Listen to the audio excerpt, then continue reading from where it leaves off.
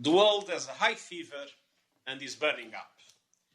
Climate disruption is daily news, from devastating wildfires to record floods. The damage to people and the environment is immense and growing. The recent United in Science report from the World Meteorological Organization is unequivocal. The past decade was the hottest on record, and concentrations of greenhouse gases have continued to rise. Carbon dioxide emissions from fossil fuels and forest fires reached an all-time high in 2019 and are 62% higher than in 1990. We must urgently reverse course. That is why I'm asking all leaders, governments, businesses, financiers, civil society and youth to act on three urgent priorities beginning today. First, we need sustainable COVID-19 recovery plans that tackle climate change.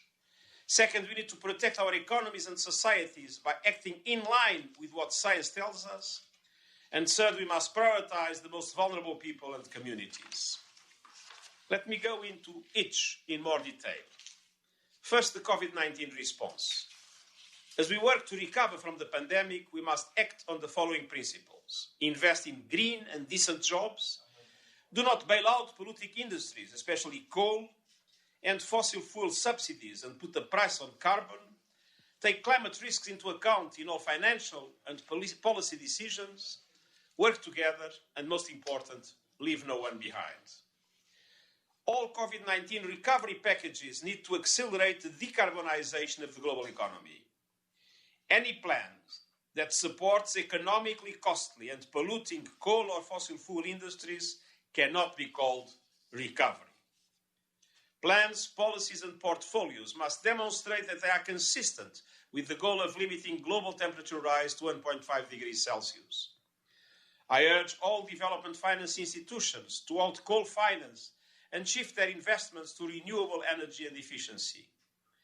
Transitioning to renewable energy for our electricity will yield 3 times as many jobs as fossil fuels. And the possibilities of a sustainable blue economy are still untapped. We need more such efforts. Excellencies, my second point is that all our efforts must be guided by science. This means at least a 45% reduction in global greenhouse gases emissions below 1990 levels by 2030, and net zero emissions before 2050 to meet 1.5 degree goal. This starts with ambitious and concrete climate plans, the national determined contributions, and long-term strategies that all governments must prepare as early as possible and well before COP26. I was encouraged by the recent announcements by the European Union and China. I now count on them and other main emitters to present the concrete plans and policies that will get all of us to reach carbon neutrality globally by 2050. A year ago, at the Climate Action Summit, leaders from central and local governments, civil society, banks and businesses banded together to spearhead real action towards a resilient net zero carbon economy by 2050. Industry leaders pledged the decarbonization of shipping, aluminium, cement, steel and transportation. Finance leaders moved to incorporate climate risks and opportunities into their decision-making. Members of the Net Zero Asset Owner Alliance, now with 29 members and almost $5 trillion in assets, and the Institutional Investors Group on Climate Change, are now ready to invest trillions in a decarbonized economy. Public development banks and multilateral development banks now need clear mandates from their boards to do the same. And the 5th anniversary of the Paris Agreement on 12 December 2020, which will gather leaders from governments, businesses and civil society, will be an important moment to continue raising climate ambition. I look forward to working closely on this event with the leaders of Chile, the United Kingdom and France and others to deliver increased ambition. We'll ask them to act on their commitments and deliver ambitious climate plans and actions.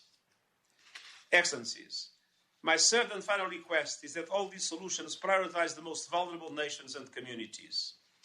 These will entail just transition policies, international cooperation and solidarity. However, resilience and adaptation action do not get the funding they need. I ask developed countries to deliver this year on their commitment to provide and mobilize $100 billion a year for mitigation, adaptation and resilience in developing countries. Government must also remove expensive fossil fuel subsidies and make that money to invest in new jobs for the poorest communities. And this will include job and skills training for people and tax incentives for businesses.